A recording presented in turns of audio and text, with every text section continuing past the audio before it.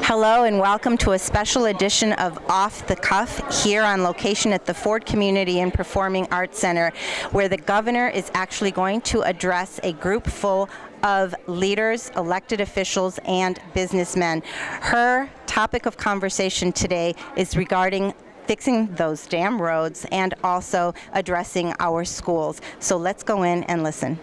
Thank you to everybody that's joined us here today, and welcome. We especially want to thank Governor Gretchen Whitmer for being here with us today. But more importantly, I want to thank all the organizations that have come together to co-host this event. I'd like to take a quick minute to go through the organizations. The ACRL, Hype Athletics, American Arab Chamber of Commerce.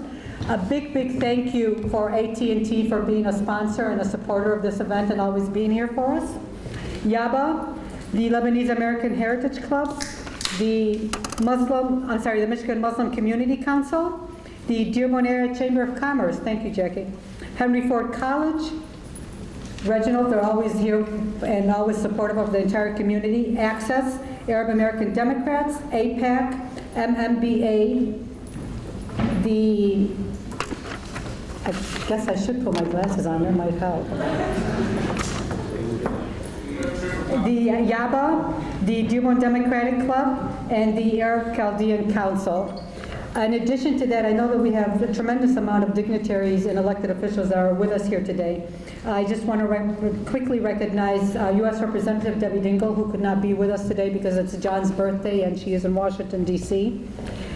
State Senator Betty Jean Alexander, State Representative Abdullah Hammoud, Wayne County Executive Warren Evans, Wayne County Commissioner Al Haydous, Wayne County Commissioner Sam Baydoun, Dearborn Mayor John O'Reilly, Dearborn Heights Mayor Dan Paletko, Dearborn Superintendent Glenn Maleko, and HFC President Russell Capahona for also hosting this. I know that we also have Ray Basham, Dave Abdullah, Susan DeBeja, Judge Sam Salami. If I can ask all the elected officials and the appointments to please stand up and be recognized. I don't want to miss anybody. Thank you. Thank you for being with us. And a great big appreciation for all the media that is here with us today too. Without further ado, I'd like to welcome to the stage our Governor Gretchen Whitmer.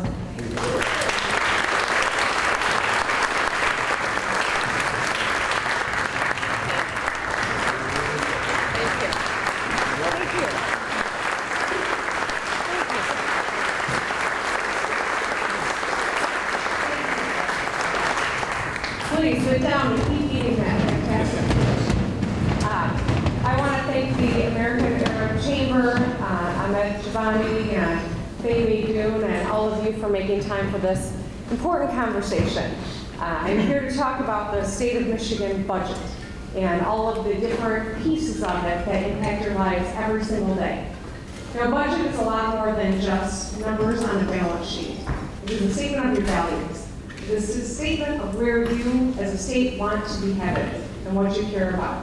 And I'm awfully grateful that Senator Alexander and Representative Hammoud are with us today because they are critical members of the legislature in moving a budget forward that actually focuses on the things that make people's lives better. And so as we get into this conversation, I start with this kind of throwback postcard. Michigan. The Michigan legacy is Michigan being a state that people move to from around the world for opportunity. I know that the people in this room understand that story as well as anyone in this state. That this was a place where people came to for a good paying job. You knew that no matter where you lived, whether it was in Dearborn or in Marquette in the Upper Peninsula, that your kids would have a great public school education.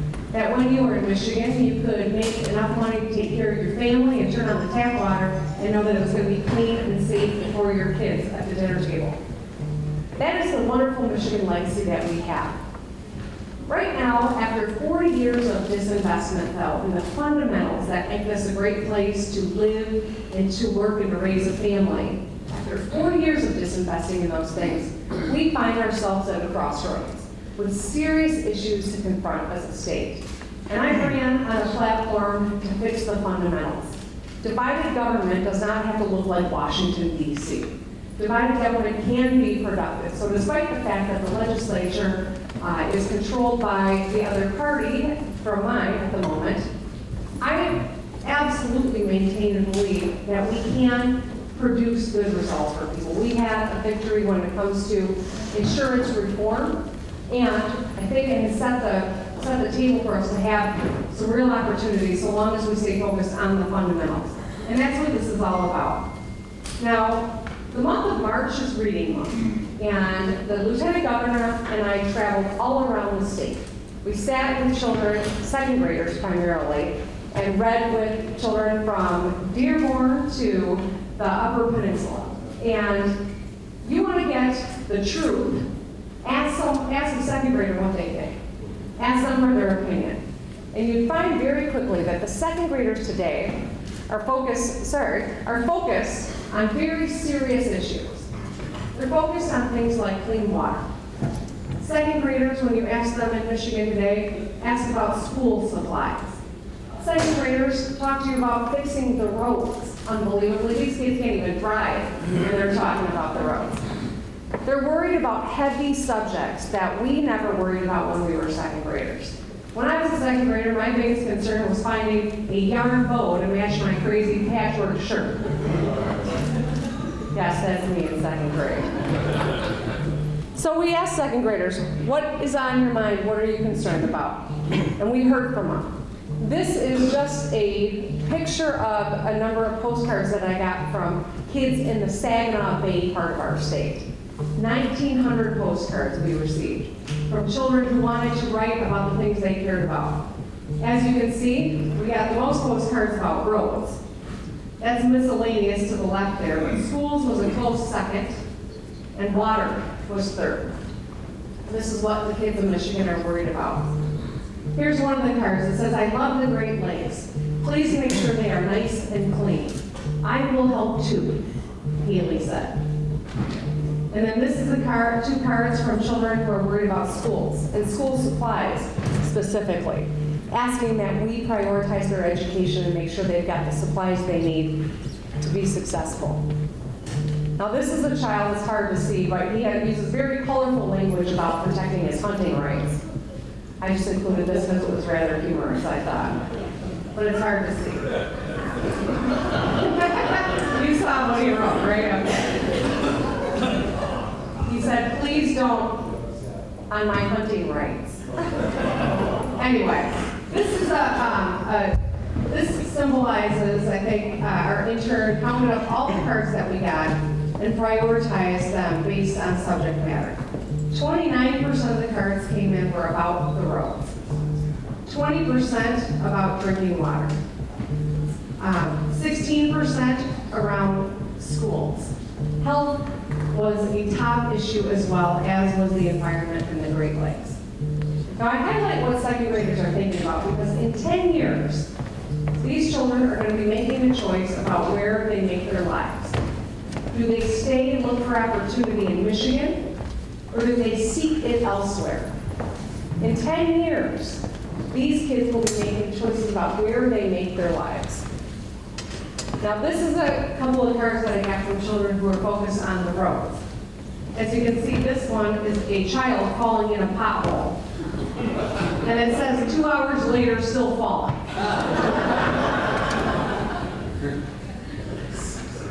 So to understand how we prioritize the state budget, we have to really have a clear understanding of what has been happening in Michigan. For 40 years, we stopped investing in the fundamentals. And I use the number 40 years specifically because that's really when this started to happen, but it gained steam. And what we found is it's obviously not one party or one person who made these choices. This is 40 years of culture change that's happened in Michigan. And as a result, when our road funding hasn't been able to keep up with our roads, when you have a crisis of infrastructure, you have to fix it, even if it is a part-time temporary fix like filling potholes instead of rebuilding roads. So to triage a crumbling infrastructure that's downright dangerous, they started taking money from the general fund to fill potholes. That general fund hadn't grown in 20 years. So to shore that up, they started taking money out of the school aid fund. So there's been a shell game that's been played in Lansing with regard to the state budget, taking money from the general fund to fill potholes and balancing it on the backs of our kids' education. And as a result, we have outcomes that are abysmal and dangerous, frankly, when you think about the future of our state and the lives that we are impacting on these kids.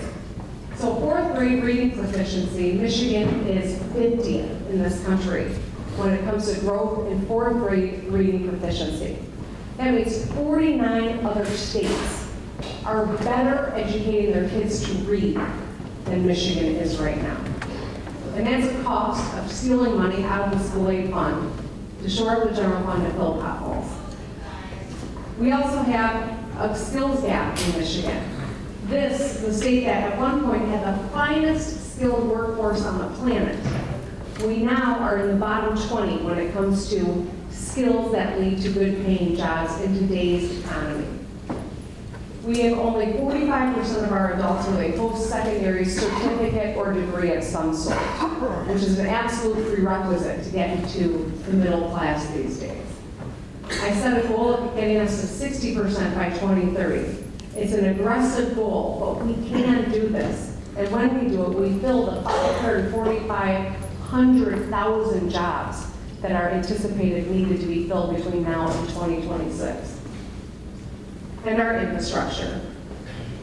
This is a picture, it's hard to see, that I took on the road from Traverse City, Michigan to Mackinac City. I went to Mackinac Island for the Detroit Regional Chamber Conference in May. And between Traverse City and Mackinac, this was the kind of road that we traveled. This is actually a still shot from the video, but it went on and on and on. It looks, I mean, as you can see, you go from pure Michigan destination to pure Michigan destination, and the roads are literally crumbling beneath the car. We are now making signs like this one instead of fixing the roads. Signs that say rough road or deteriorating road, I've even seen. And we've got children, like this little boy from Muskegon, 12 years old, who went out because his mom was distraught over the bill she had to pay to fix her car. And so he went out and started filling potholes on his street. So this is where we should be when it comes to the quality of our roads. At any given point in time, a state should have 90% of their roads in good or fair condition at all times, meaning you're working on about 10% of your overall infrastructure. Now, before this gas tax that happened in 2015, this was the trajectory that we were on. You can see how quickly we were falling. Well, then, the last administration, the legislature, passed a gas tax of 2015. And they, I think, left everyone with the impression that they had fixed the problem. But they knew that they hadn't really fixed the problem. This is what they did. They slowed our decline, but they didn't change the trajectory of where we are. And as a result, taxpayers are understandably frustrated because we thought that we fixed this problem when they hadn't. And we find ourselves dropping fast. So this 90% number here, currently, we are at 78% of our roads in good or fair condition. Now, I know my friends from Southeast Michigan find it hard to believe we're even that high, right? 78%. But when you're not maintaining roads, you're deteriorating quickly.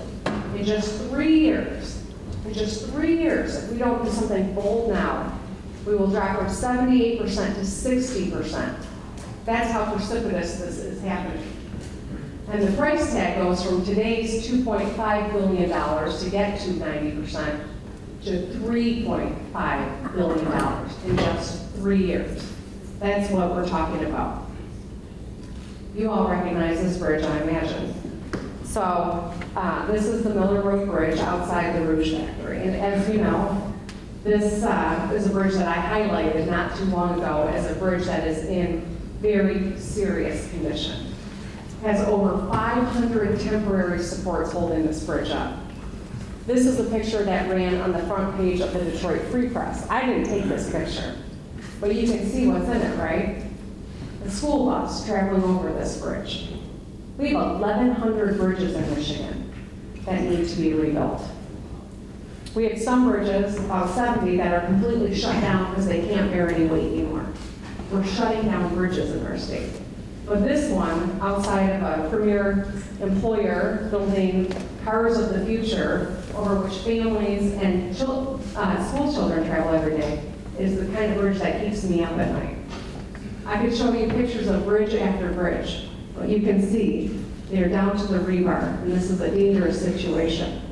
But this is what keeps me up at night. This is a picture of a bridge in Minnesota that collapsed. When this bridge collapsed, 13 people died, and 150, I think, were injured. It was devastating to their economy, and obviously to the lives of the people who were injured or who lost their lives. This is what keeps me up at night.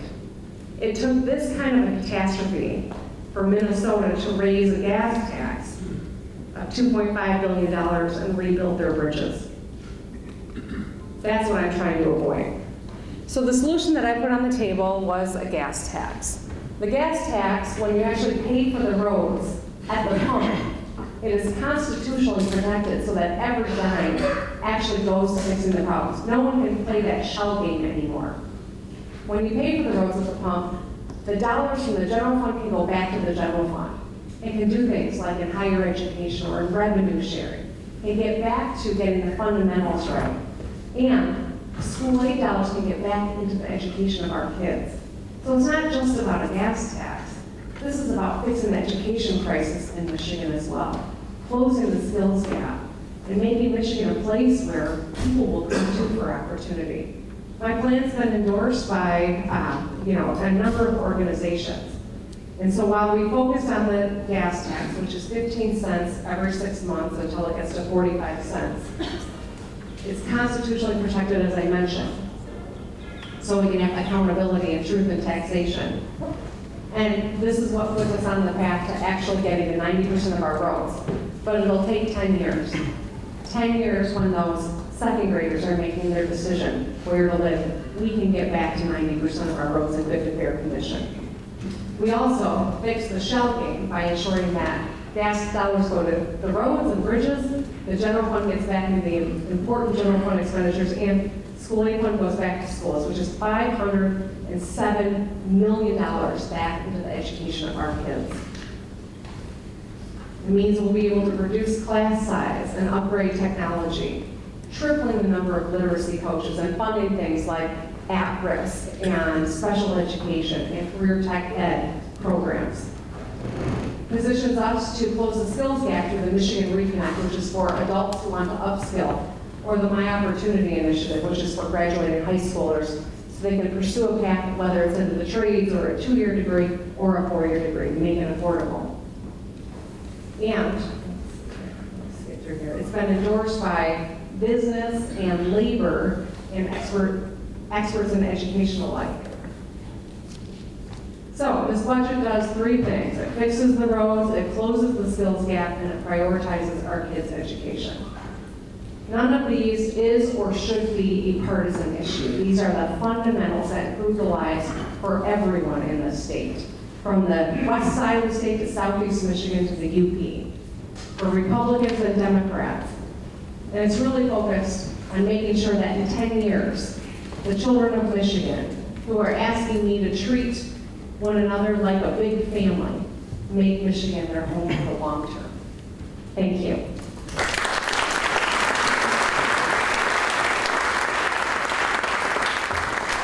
We'll take a few questions now. Governor Whitmer, you spoke about actually improving the schools. There's an issue with the pensions and the teachers and the taxes on those pensions. Is there any progression on trying to address that for the teachers of Michigan? Because when you have happy teachers, you have happy schools and happy students. What is your plan for that? Well, I know this. No one goes into education because they think it's going to be lucrative. They go because it's a calling. And it's a calling, but you should be able to make a living doing it. And that's why in the budget that I've introduced, I make a real commitment to the education of our kids, but also giving teachers the wraparound supports that their students need so that they can get back to the art and the profession of teaching. I also built in repealing the pension tax into my budget, but people focus often just on the gas tax portion, which is absolutely critical for fixing our infrastructure and keeping us safe, but also it's what gives us the ability to put school aid fund dollars back into the education of our kids. They've been stealing it to fill potholes, and it's wrong, and that's why this budget actually prioritizes education and lifts up teachers. And I think it's really important that you make sure that that budget goes to those two things, and you've done a phenomenal job. Thank you so much. Thank you. Can we talk about the roads? Obviously, that's been one of your campaign promises. There are several road construction projects that are actually starting today, as I'm sure you're aware of. Talk to me a little bit about what you're doing that campaign promise. Yeah, so our roads are in critical condition. Only 78% of our roads are in good or fair condition. We should be at 90%. We are quickly getting overwhelmed by the depth of the problem, and it's dangerous. It's outright dangerous. In there, a gentleman talked about how they were trying to get a transformer over the Miller Road Bridge and couldn't, so they had to use rail and a barge to get it to its destination. What should have taken hours took a month to do because of the state of our infrastructure. But the problem is it's also infrastructure over which bridges full of school kids are traveling. So while we've been putting a new layer or filling potholes, we have not been rebuilding roads in Michigan, and that's why the cost is so big and the situation is so dangerous. The fact that we're actually seeing so many projects get underway, obviously it's summer, what sign do you hope that sends to residents here in Michigan? Well, maybe perhaps they see how vast the problem is and how many roads we have to fix. People get frustrated that orange barrels go up on the same stretch of road every couple years, but that's what happens when you don't rebuild roads and you just fill potholes. That's why rebuilding our infrastructure is so critical for the short-term and the long-term safety and for our economic viability here. You're paying for bad roads. You're paying to fix your rims or replace your windshield. $700 a year for the average motorist. We can and must do better, or we're going to have a catastrophe, and I don't want to see that happen. Just any final comments on your budget and fixing the roads with the budget? Well, I think your listeners hopefully should be calling on their legislators to get back to work. They've only been in session 42 days this year, and we are quickly approaching the end of this calendar year. Schools are already a year into their budgets. The legislature's on vacation. They need to get back to work. Let's take one more question. When we travel outside the states, most states they do collect tolls. So why don't start doing this here in Michigan? So toll roads is complicated in a peninsula state. We cross through Ohio or Indiana or Pennsylvania, but in Michigan, people don't cut through our state like they do other states. And so tolls are complicated because of that. It ends up being a tax pretty much on tourists and on Michiganders, and that's why the gas tax actually made more sense. It's also difficult to do tolls because there are restrictions from the federal government, so it has to be a new road or a road where there's been an increase in speed limit. And so those are two reasons why tolls simply have been hard for us to implement here in Michigan to fix the road problem. All right, thank you so much. That's the last question. We just came out of the governor's address for a special luncheon here at the Ford Community and Performing Arts Center, and we have with us the one and only Walk This Way, Ronnie Bachman. Ronnie. How are you? I'm well. Good. How are you? It was fun in there, wasn't it? I'm great. It was great to finally see the governor, hear her speak, and I thought it was great. I did too, and I think she's very, very, very focused on fixing the roads and our infrastructure and also within our schools. Now, you asked her a specific question. Tell us about that question and tell us what you would like to see moving forward. Well, the reason I'm here today was to see you, of course. You know, I'm part of your company, Image and Perception, but I wanted to meet the governor for a couple reasons. One, I wanted to congratulate her. I voted for her, and I sent a thing out to my friends and people in the disabled community and said, look, let's give her a chance, and let's elect this gal. And we did, and she's our governor. And today I had the opportunity not only to meet her, but we had a brief chat about what I do as a motivational speaker in speaking to kids, predominantly middle school kids around the country, where bullying is at an all-time high with cutting, teen suicide, guns in our schools. And when I say the phrase, guns in our schools, that just seems so, you know what I mean? It's like the phrase guns in our schools has become like saying, let's run to McDonald's. It's that crazy.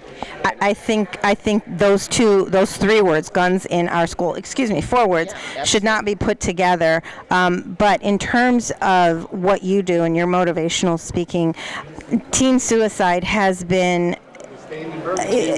to a maximum. So what do you think the governor can do to help you be able to address these things? Well, that's a great question. And that was the purpose of meeting our governor today, because I'm asking her to give me a few moments of her time up in Lansing or at the governor's mansion.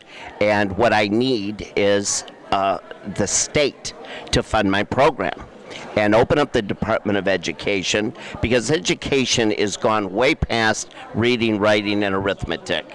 And this program, my Walk This Way program, it changes kids. It simply does. Wherever I speak, bullying drops way down. And, you know, I fall in love with the kids fall in love with Ron, but there's a message of hope and inspiration. And through my life as a disabled person, these kids start seeing, you know, words hurt. They're a huge thing, the power of words. But come on, let's look at this guy here with half his body gone, and he's still doing okay in this world. And he made it not just through middle school, but high school, and married and divorced, and kids and grandkids, and a whole life. Right? You went through the whole gamut. Yeah. Ronnie, I remember you had gone and spoke to a group of individuals from this school. We're not going to name it. It was a very a troubled school in the inner city, and some of the toughest kids you spoke to. And I remember after you spoke to them, they had tears in their eyes, and one of the toughest kids actually came up to you and hugged you and said, I will do better because I see what you go through, and what I'm going through is not proportional to your situation, and I want to do better, and I want to make my life better. And I'm happy to report that that young man graduated, and he is doing very well. And I'm sure you've kept in touch too. I've kept in touch, and that young man, when we say the toughest, he really was the toughest kid in that room. And I don't mean so much physically, but emotionally. This kid had been to hell and back. And I was told before the program, that one young man that you're looking at over there, he will not respond to you today. He'll stare at the floor. Don't be offended. Don't take it personal. I zeroed in on that kid from the very beginning, and at the end we hugged many times. And you know, today he's on the other side of that. He's got a high school diploma. He's in the workplace, and that past is literally in the past. Ronnie, you're a miracle worker, and your words do touch these kids. So thank you so much for being with us, and thank you for everything that you do. And thank you all for being with us here on our special edition of Off the Cuff.